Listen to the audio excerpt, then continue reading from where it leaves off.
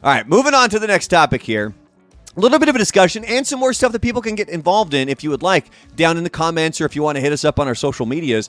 What are some of the best and worst songs used in movies? And I've got a few here. Mostly mine are best, though. Like, I don't really have any. Yeah, I was trying to think of worst. I was trying to think of worst as well.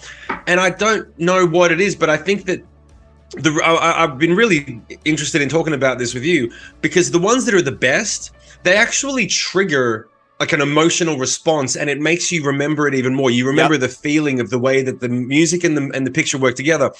And if music doesn't work, you don't really make a point of remembering it unless it's like really, really, really like, holy shit, that's horrible. Yeah. Like they put a kid's music song over a slaughterhouse scene or something where it's like, that's a bad choice. Well, but that's been done. Kind of interesting because mine, I wouldn't say it's a kid song, but the one that always pops into my head is in the Dawn of the Dead remake, the one that had Ving Rhames in it.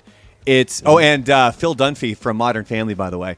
It's Richard Cheese and Lounge Against the Machine, Down with the Sickness. So if you're not familiar with Richard Cheese, he would take really popular songs, a lot of it rock songs. He did a great rendition of Baby Got Back, but it's all done in that lounge style. And kind of in the middle of the movie, as the group has sort of settled in on it, like being in the mall, like they've boarded up the mall and they're going through it and they're just getting comfortable with their living situation. It's that get up, come on, get down with the sickness. You mother, get up, come on, get down with the sickness. You fucker, get up, come on, get down with the sickness. Like it just and then when he gets to the point where it's the ooh ah ah thing, he's all oh wah ah ah ah. Oh wah ah ah ah. I love Richard Cheese. I haven't thought of Richard Cheese for years. I haven't thought of him for years, but I listened to all of his stuff when I was 10, 15 years ago when I first heard about it. I was like, this is the most brilliant music that I've ever heard. But the one time that I can remember, especially recently, there's I know that it's a little bit more pop culture, but in Ragnarok, you know, Thor Ragnarok, when Thor finally realizes that he doesn't need the hammer, he can just shoot electricity out of his eyeballs and shit. Mm-hmm. When they drop into Black Dog by Led Zeppelin, it just is. I remember visibly. I was like, "This is." Was that Black Dog or was it Immigrant Song? No, it was Immigrant Song. Totally missed it. My bad. But they did Immigrant Song, and I remember when the riff came in, I was like, "It's perfect. It's perfect." It was a perfect blend, and you know the director. Oh wow! And the thing that I remember thinking is that's $500,000 for a fucking riff. That license is one of the most expensive licenses in the world. Dude, it's the MCU. If anybody's got the money, it's Disney. So I got one more, but you go next. And by the way, ladies and gentlemen, in the comments, let us know if you got a song where you like the best blending of music in a movie. Let us know in the comments. But go ahead. What was your next one? My next one, it was Dropkick Murphys, essentially setting up the movie The Departed with Shipping Up to Boston. True. Just it was so well done, and that was it was a perfect selection for that like not only that movie but also that moment of the movie where they're really it's right when they're getting Leonardo DiCaprio's character, they're letting him know, hey, you're not going to officially be a police officer, but you'll be you got to go to prison because we're going to put you undercover. Technically, this thing doesn't exist. You're not going to get an official paycheck, but you will get paid under the table, tax-free, and then it kind of goes in, and it's playing while he goes through that whole process of being in prison and meeting up with some guys and then getting back to his life and stuff like that. It was brilliant.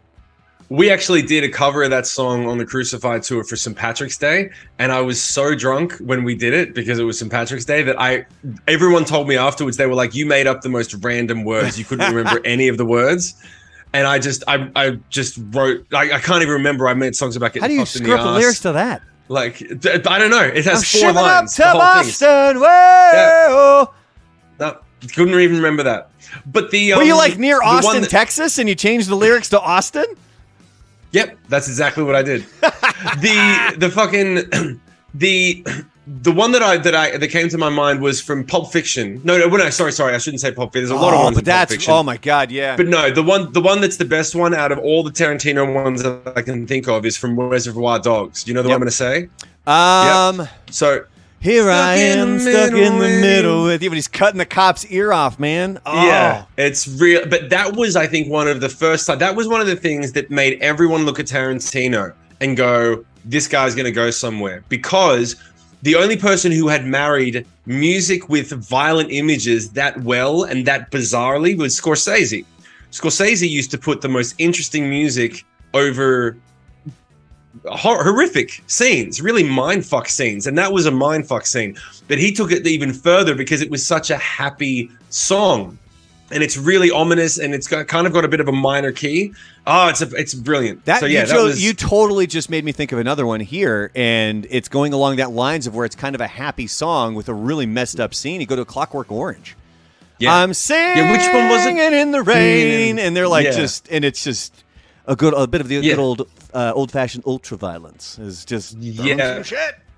Yeah, that was a good one. So there's a couple more that I have here before we get to 5 fast questions, and I've actually, amazingly enough, I've never seen this movie. This might shock you a little bit, but it's the Gary Jules version of Mad World in Donnie Darko. Oh, I don't know how I've never seen it. Like, it's something that should be right up my alley, and for some reason I've never have. So it's going on my list towards the top of the stuff that I need to watch, and I do need to watch Donnie Darko. But that's one that a lot of people were mentioning that was kind of perfect and in line with the way that it set the scene, and it was perfect for the movie.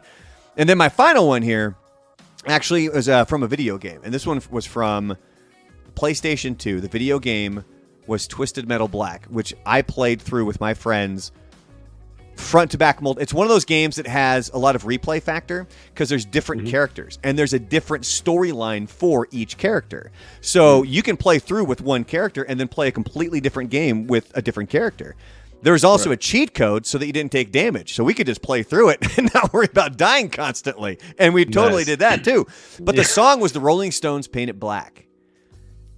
And it was the perfect choice for that. And they're actually making, I believe, a Twisted Metal series that's going to be coming out here as well. But I remember like a Netflix series, like they're making a bit like a Amazon.